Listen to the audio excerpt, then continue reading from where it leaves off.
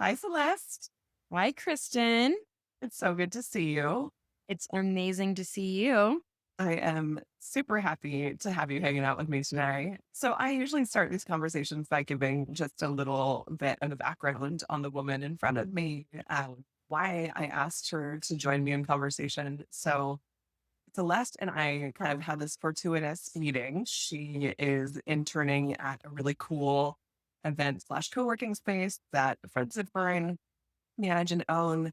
And I went to an event and we got to chatting. And it turns out that she has a really similar background and similar kind of interests. She is from my alma mater, recently graduated. Uh, and she's just a really fun person to hang with. We ended up having coffee shortly after. And she's just one of those women that is wise beyond her years. She is very what I have witnessed in the short amount of time that we've known each other is just a real intentionality about the moment that she's in, thinking about how she wants to be in this moment and what that looks like for her as she kind of shapes her next part of her path. And she has a level of curiosity that I think is so important at this stage, at any stage of our lives. So when she was asking me some questions about my journey, I was like, you got this because you're already doing the stuff that most people don't do. You're asking the questions, you're thinking about it, you're being intentional. So I was really excited to invite her to come and chat with us because I think, typically these conversations that I've had are with women who are quite a bit further in their journeys. And to get the perspective of someone who's just getting going, who is navigating the kind of murky waters of post college and pre official career launch. I'm just excited to get to chat with you today. So thank you for being here. Thank you for having me. This is such a unique, amazing experience, and I feel very honored to be added to the plethora of amazing women in which you've interviewed. I mean, every woman has just had such unique things to add about their journey, so I feel honored to be able to share mine. So thank you. Absolutely. Let's just get into it. When we met, you had a really specific question for me that got me thinking. And it was something along the lines of like, how did I navigate these years that are post college, but right before you've really embarked on a clear path forward? My answer was don't ask me because I was a hot mess back then. So I am not one to give advice, but I wanted to bring it back to you and kind of ask you, what led to that question for you? What kinds of things are popping up for you as you have come out of the warm safety net of being in college and kind of out into the wild, wild west of what it looks like to look for a career and think about what's next? First of all, I'm a hot mess. And you got to an amazing point, so I'm sure you are not a hot mess. But In a fun way, in a fun way. hot mess. But Time. there's some beauty to it, I guess. But yeah, I mean, I feel like I'm a preschooler. To be honest, I'm going back. I'm starting all over again. I'm like, Mom, no, don't leave me. I'm just starting on this new journey, and I've been in a system where everyone's been telling me, "Oh, I'm a great student. I know how to follow being a good student." But now I don't really know how to pursue a career path, especially when I've switched what I've wanted to do. I originally wanted to be a professor or an art curator for museums. But then through exploration, which I'd love to talk about later, I found out that I have other things that I'm passionate about and that I'm good at. So now I'm like, okay, I'm in this totally new world. So the thing that I've found has been the most helpful is just seeing other amazing women who are doing really cool things and asking them, how did you do it? Hmm. Because I'm trying to learn the recipe. I'm trying to find out how, I fit into this world. And I think seeing people who are doing really cool things, things that I would want to do, they have that recipe of how to be great, how to be successful. So I would say just trying to learn this new way of life, I guess, because everything just is so new. Yes. I wish there were a recipe. I feel like, it's so funny when we think about these, it can feel like when you've seen somebody maybe land in a place that feels interesting or right, those folks are likely still figuring it out also in some way, right? And every phase of life brings some new unknown that you're like, wait, I thought I had this figured out. Now I'm going to deal with this, or now I'm entering this whole new thing.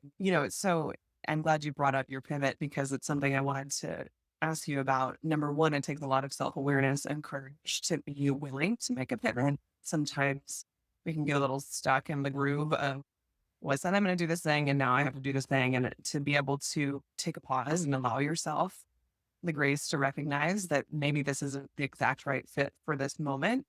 I want to acknowledge that that takes bravery. So yeah, maybe share a little bit about kind of what that exploration looks like for you. So I was doing all the work to be a professor, to be a curator. I was talking to curators in museums. I was connecting with people. I was doing symposiums. I did an exhibit at a local history museum. I was getting recommendation letters from professors. I was always sort of that girl that would raise her hand in class, and I just loved to talk about history. I still do, but um, and then decided I wanted to join a fashion club Mm. because I was passionate about fashion history, still am, but and I love meeting people through fashion. And I've always been interested in events. I worked with doing events in high school. I was super involved and I would just do events for families. And I was like, let me try it out. Well, I ended up loving it and being good at it. So I was Mhm. like, let me try this because I realized I didn't really want to be a professor anymore. It wasn't the life for me. And I realized that about a month before I graduated. I graduated in 3 years too. So Oh, I don't think you told me that. My goodness. Okay. That's not surprising at all, by the way, but yeah. It was just sort of I was rushing towards this professor thinks I was like, I gotta graduate in 3 years so I can get my doctorate. And I'm like, okay, what am I doing now? I totally changed what I wanted to do. And I felt a little bit behind because people who had already known that they wanted to do events have, they've interned, they've done other stuff, and I've done everything going in a totally separate path. Right. But then someone and I, had this panic about it. Someone told me recently though, it's not really a pivot though, because I'm 22 and I'm like, should I know what I want to do at 22? I No, don't think so. 100% no. So when I realized I wanted to do that, I just started talking to people. Molly used to be my neighbor and I know that she did events. So I asked her if I could shadow her Well, and I shadowed her and it turned into an internship. very cool. And then through that too, I've been able to explore other possibilities of things I would like to pursue. I've talked to Kristen about this, but I'm kind of interested in maybe doing like events for a nonprofit or activations for a nonprofit. So I've gotten involved with that, been able to ask people and just find what I like to do because as I've watched a bunch of your videos, no one really sticks to one thing for their life. It's beautiful to explore. And I think just life is full of pivots. It's not just one big pivot that I'm doing right now. That's 100% true. And I think it's so interesting. I met with a woman who I admire and respect deeply this morning, actually, for coffee. And she had shared, like, I had asked if she would be interested in being, in this conversation. And part of her perspective was, well, I don't know if I have much to share. I didn't have my career has been this kind of snowball of one thing leading to the next. I'm like, that's everybody. It's like I don't know anyone, frankly, unless you really are clear that you're going to be a doctor or a lawyer or something, right? Where there is a clear path and that's what you stick to. But the majority of people, I think, if you're curious and open and aware and willing to take opportunities that come your way that you might not have even expected, or if that would be part of your journey, and then it does, they all kind of stack. And I like that you just said it's not necessarily pivot. And that's not only because of your age and the phase that you're in, but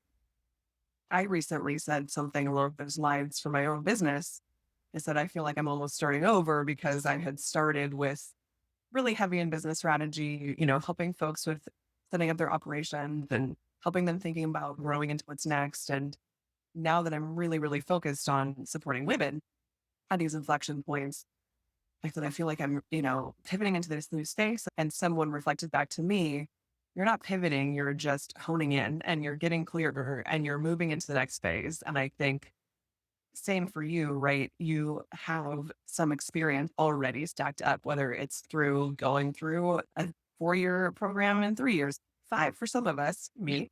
But yeah, I think looking at it as an experience stacking that's leading to the next thing. And part of that can feel like a shift, but it might not be as big of a pivot as you think. It's an awareness of what you're really interested in pursuing. Is there anything that you feel like you're supposed to have figured out right now that you feel like either society has told you should have like had this figured out by now, or are you entering a space where you can give yourself the grace and patience of this moment? In a way, it's everything. I was talking about you to this, but just seeming professional.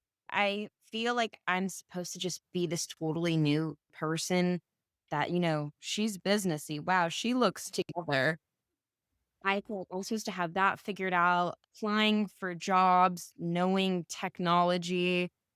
I sometimes feel like an 80-year-old woman and a 7-year-old at the same time. So, no, and everything, but also nothing. I feel like the world expects so much of me, but I think everyone knows that I'm young, I'm starting out. And even though on LinkedIn or social media, my peers seem like they have it together, I don't think at this age it's hard to have everything together. So, At any age. yeah. Mm. Still figuring that out. I think it's so interesting for me in sharing space with you, and my perception of you was you were way older than you are. And I think that could also sometimes lead folks maybe to expect something from you that you're like, whoa, I'm just over here still trying to figure it out. Right. So I do wonder if maybe there's something there because you perceive yourself to be, I think, maybe younger or showing up less experienced. But for those around you, I think many folks would have guessed that you're 5 to 10 years older than you actually are because you do have such a, I think there's something about women that have a foundational awareness of themselves that allows them to be authentic, that allows them to show up differently. And that's something that I witnessed in you so quickly. So I think know that other people are not perceiving you the way that you're perceiving yourself. But I love that you just said that about social media because you mentioned in an earlier chat that it's this double-edged sword in this moment. Like it can be loud, you can be comparing yourself, you can be seeing things that maybe make it seem like folks have things figured out. When I came into the workforce, social media was not a thing yet, not really, not to the extent that it is today. And so I didn't have that. That was not that extra layer, I think, is really complicated because you also then shared that it can also make you feel like you're not alone because you know that there's other people that are also trying to figure out where they're going, what they're doing. So curious if you could break that down a little bit more. So, I mean, just it's as I was saying earlier with you, everything is just so loud and it's sort of this angel and devil in your shoulder. There's the devil saying, "Oh, look at this person who just got this awesome internship or awesome job on LinkedIn. Look at this person who's moving to New York and has like super cool clothes." Then there's this other side that's kind of like this person's posting about how they're starting over at 35 and sharing a series of, these moments that there's a beauty in it. And I think it makes me feel so much better just when people are vulnerable Yeah. on social media. So it's one post where I'm like, oh my gosh, their lives are so cool. But then there's this other post that'll go and it's like, I'm struggling too.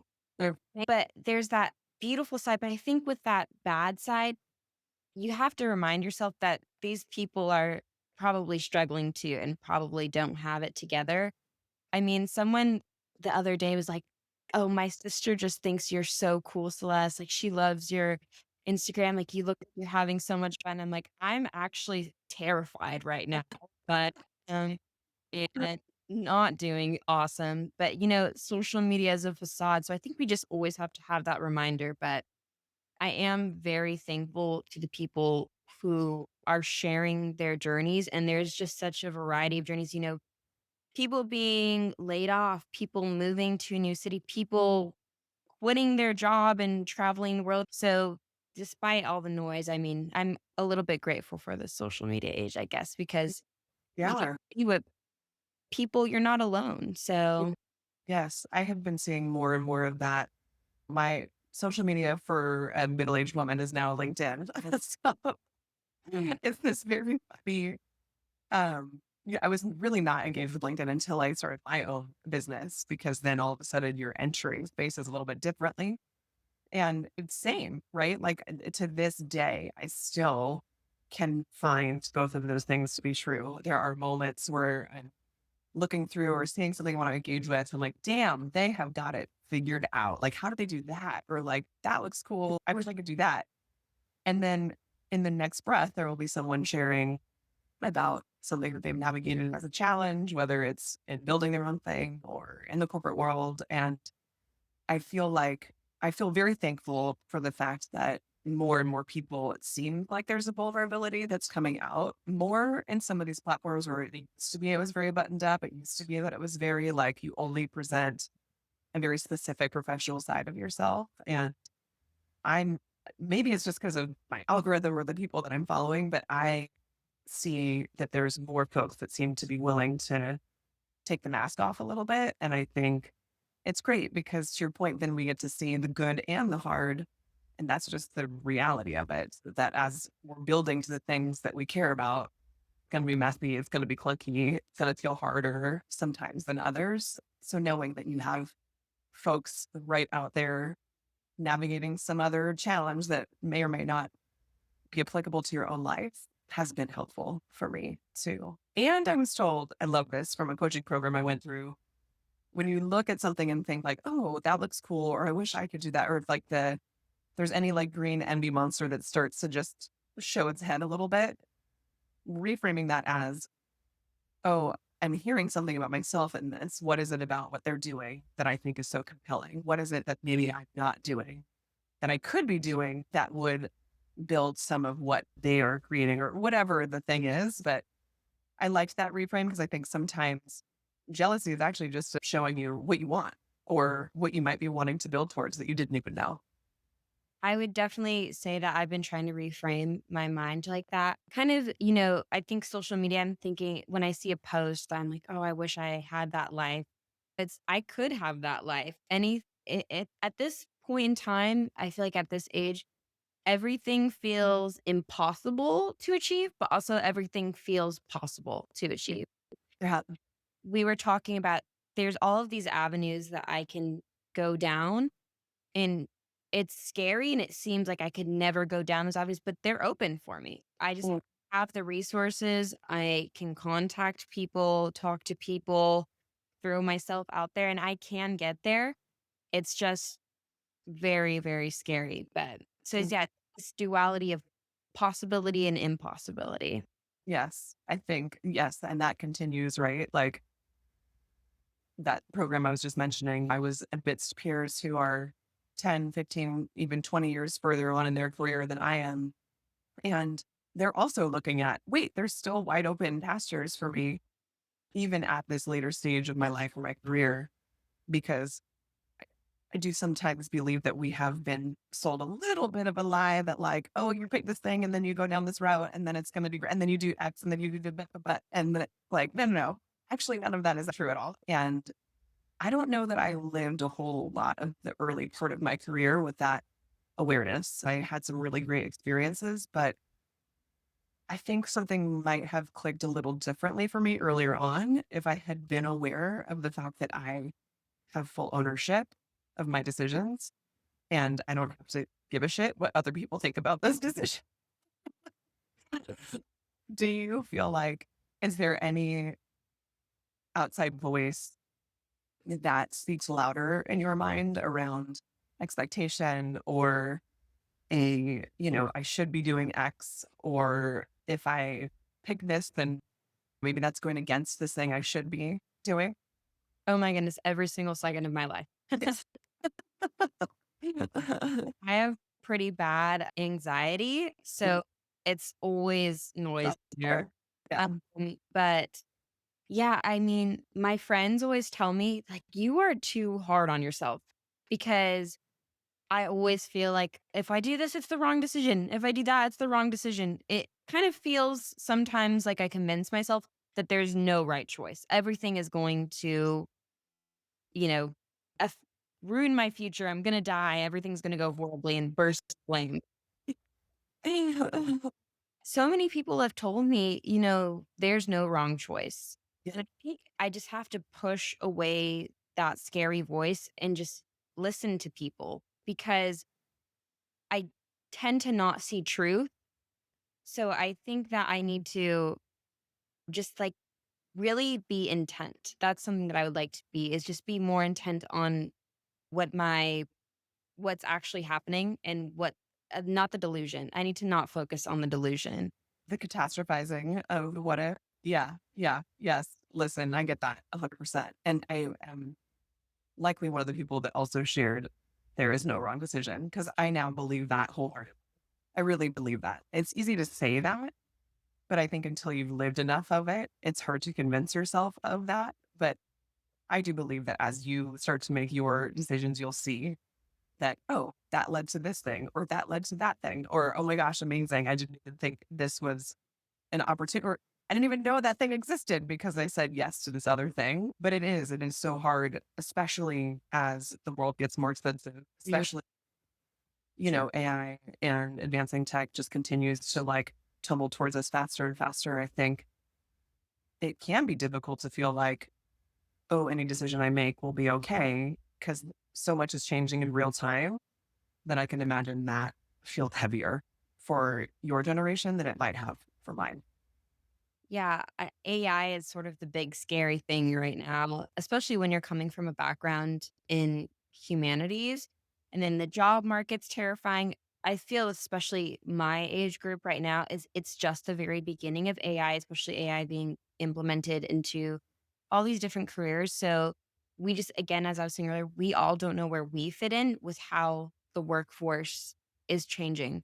I think a couple of years along the line, I think we'll have things figured out a little bit more about how careers can be changed and how different paths and fields will be altered with AI while creating jobs for people, hopefully. That's a little bit of my optimism. Because, AI is not going away as much as someone who kind of is, again, like an 80-year-old woman who doesn't really like technology. But Yeah. No, ditto. I think, yeah, just being at my generation's just at this very big crossroad too of, I think every generation is, do you do what you're passionate about? Do you sort of do this free thing or do you try and rush in and get a career because this job market is so scary and you don't know what the future is going to look like? Yeah. I think that's a big issue right now. And I've talked to a lot of friends who just say, I've applied to 300 jobs and I can't find anything. Yep.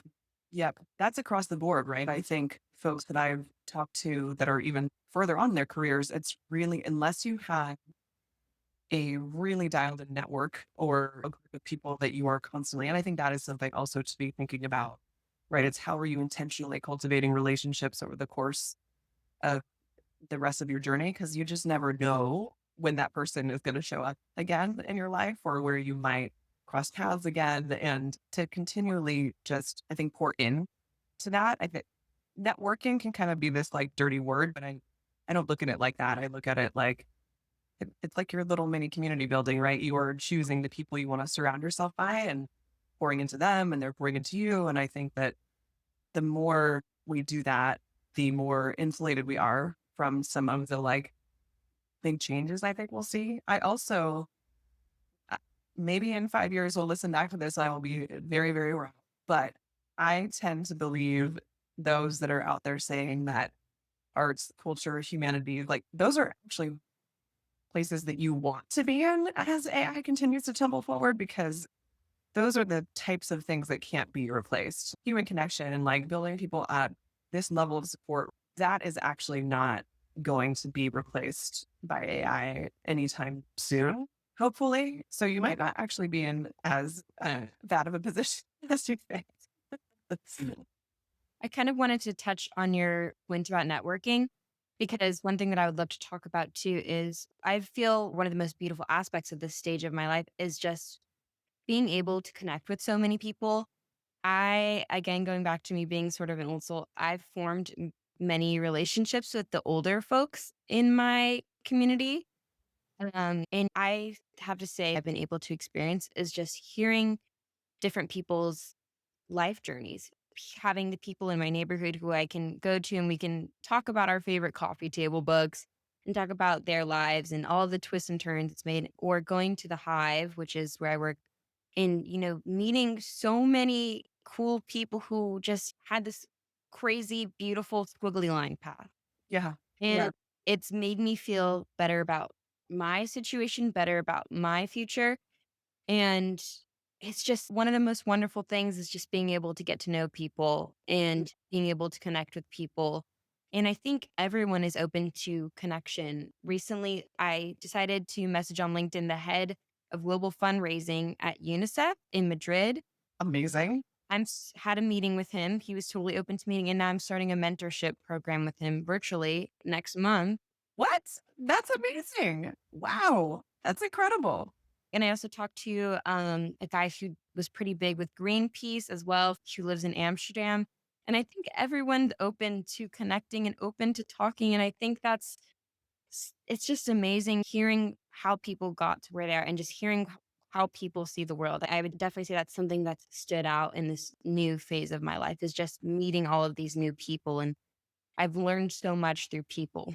Yes. That is such a beautiful point. I think I also love to believe, for the most part, people do want to help and people want to support. And we are connectors by nature, right? We need human connection and we thrive in community. And I actually am curious with your peers and folks that you have, gone through school with, like the amount of actual in-person relationship building versus being in front of a phone and relationship building, whether it's through social media or apps or whatever. Is your age group part of kind of like the cusp of that? We hear a lot of the next generation, right? It's like the only way they socialize now is on their phone. They're not getting out and going out with friends. Everything is very, very similar. I'm curious if that touched into your age group or if you saw people were mostly interested in live connection. I think a lot of my generation does stick to the phone for communication, but I think COVID definitely had an effect on that.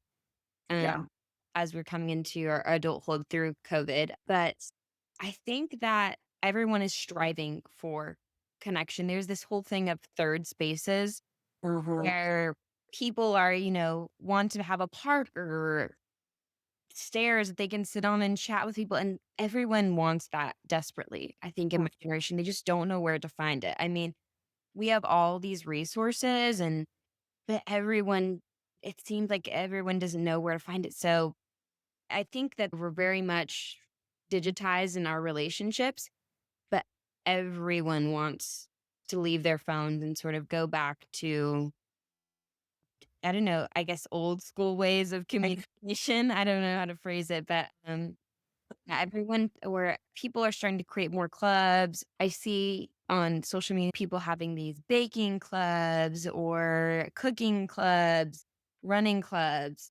So I think people are definitely trying to escape this bubble that COVID created. And that gives me a lot of optimism. But it is definitely sort of a curse on us, I would say. It's just how it's hard for a lot of people to escape just having digital relationships. I mean, I'm optimistic that we'll sort of go back to these third spaces, going to parks and going to bars. I think a lot of people are searching for that right now.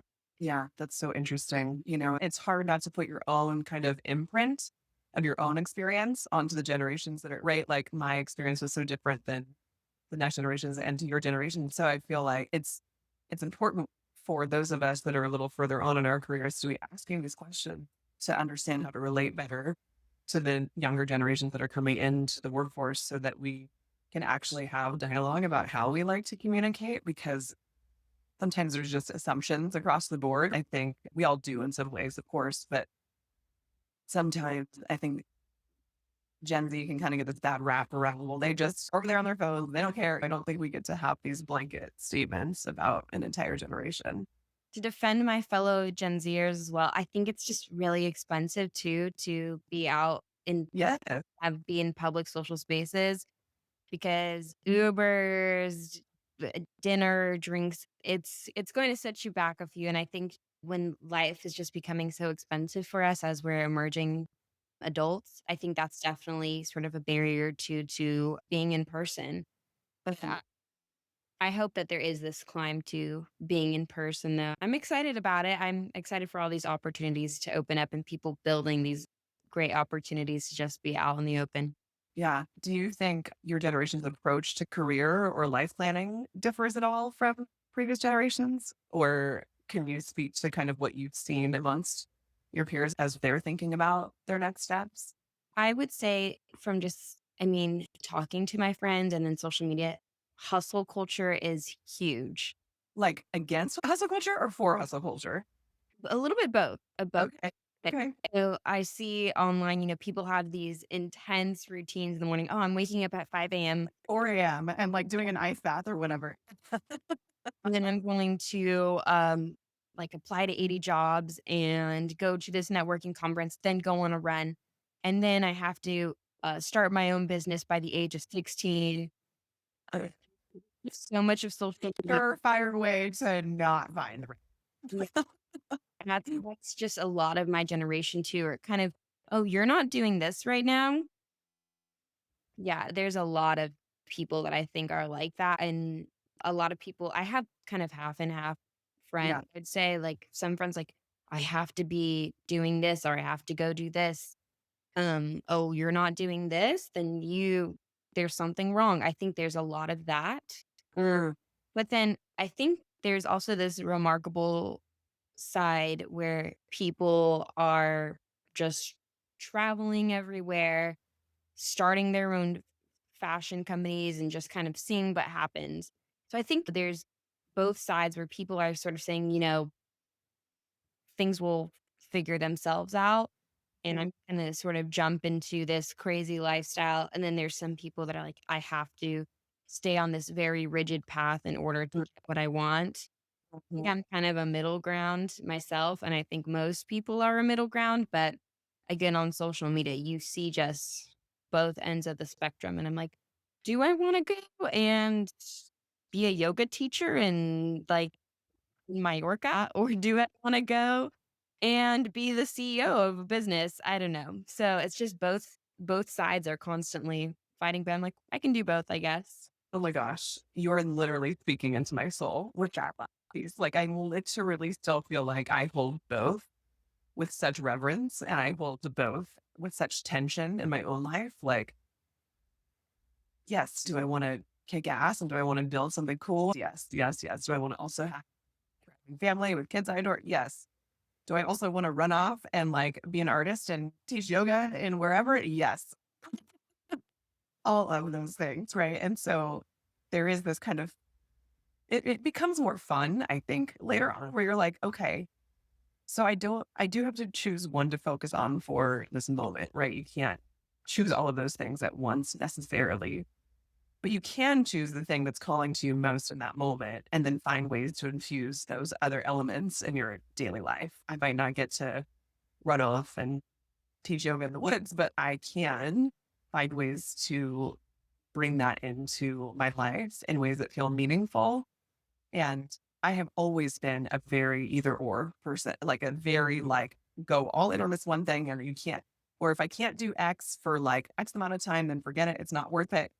I've learned over time that's just not true. And if you allow yourself, okay, if I can only do yoga for 10 minutes on a Tuesday, like that's all right. It's okay. It's still feeding me in some way. Or if it relates to a creative project, I was I shared with you I was an art major in college.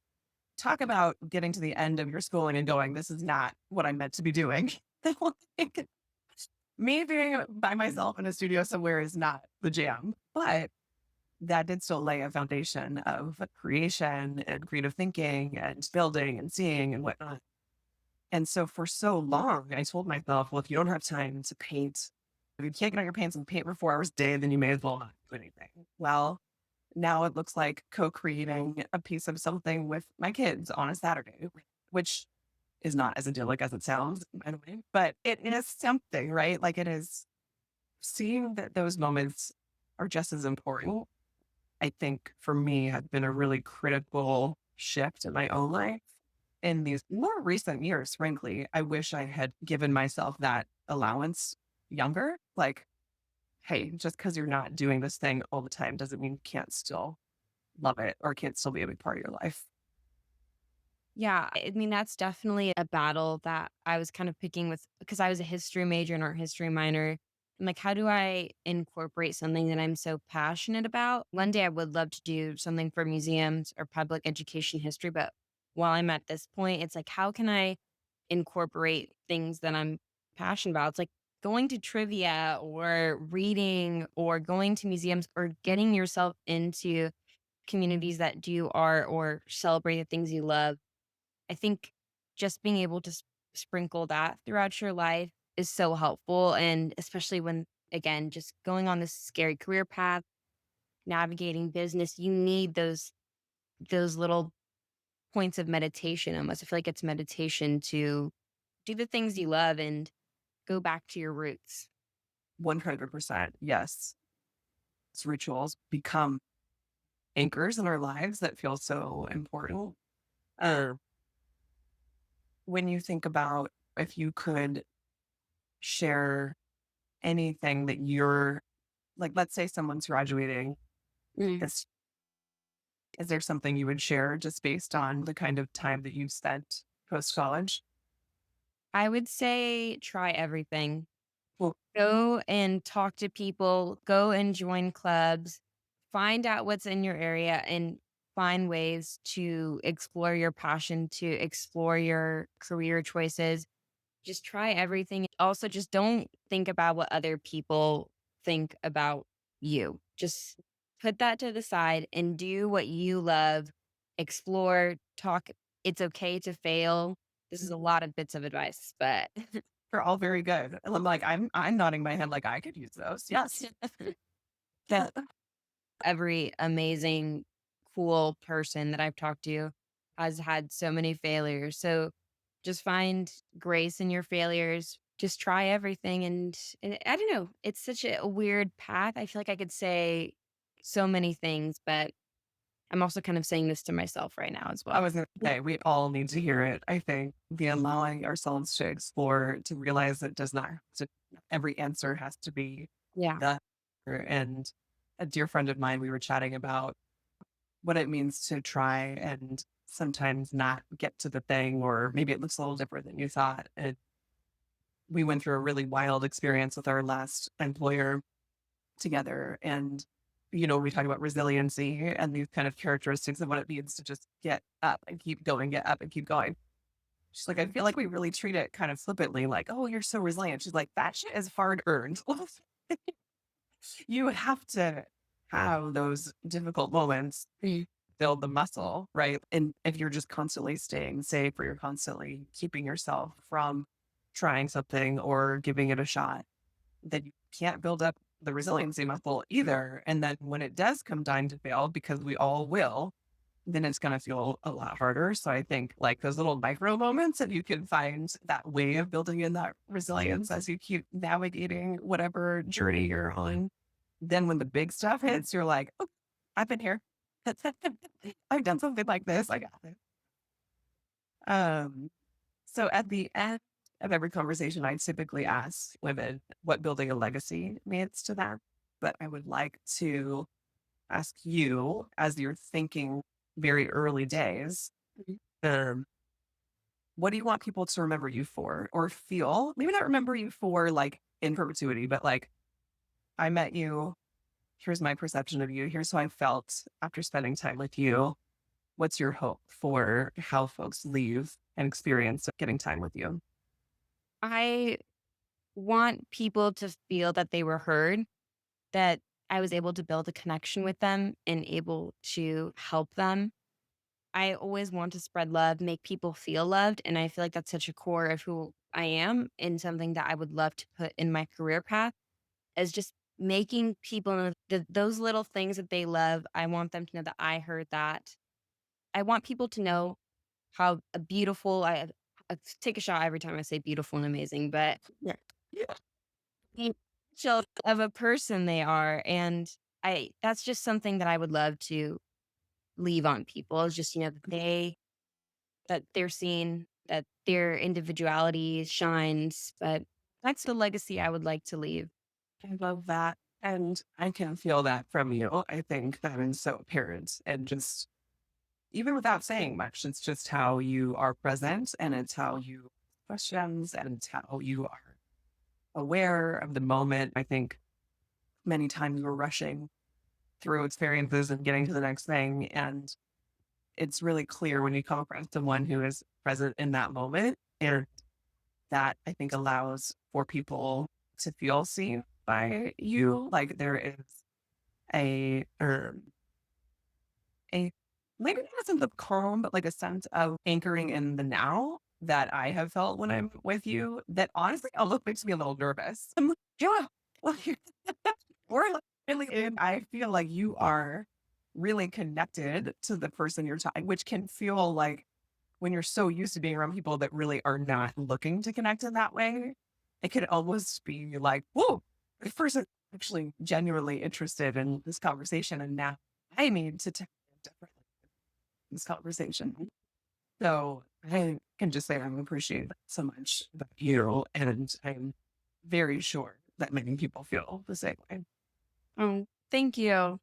Yeah. Yeah, you're the best. You're the best. You're so amazing. I don't know if I told you this, but one of the women that I chatted with recently, I was telling and I was like, man, like she's just so cool. And she's showing up with these incredible questions and she's so organized in the way she's thinking about what's next. And not to be organized. I don't mean it from if you're not an organized human, then you're going anywhere, but it's more about the intention that you bring to why you're asking the questions or how you're thinking about this moment. She's like, oh God, she'll be fine. She's like, she's this. She's gonna be amazing. She's gonna do great things. I'm like, I know. You come across the people that you just know in 5 years, 10 years. I'm really, really, really excited to get to say, like, oh man, I met her when she was just starting out. And now look at this rad thing she's doing, or this cool thing she's building, or this impact she's having. So I'm going to be one of those people that is over here in the corner watching it all unfold. And I feel really honored. Well, you've definitely been a huge inspiration to me, and I think you've been my fairy godmother. Thank Yeah. If I ever, ever wanted anything in life, it was that. I just appreciate you. Thank you for taking some time. And how can folks find you if they're interested in connecting? you. Can contact me on my LinkedIn and my Instagram too is celeste.maria with two A's at the end. I love connecting with people, talking to people. If you need volunteers for things, please reach out to all the post college people. You're doing great. You can get this. Amazing. I love it. So good to see you. Great to see you too, Kristen. Thank you so much. Bye.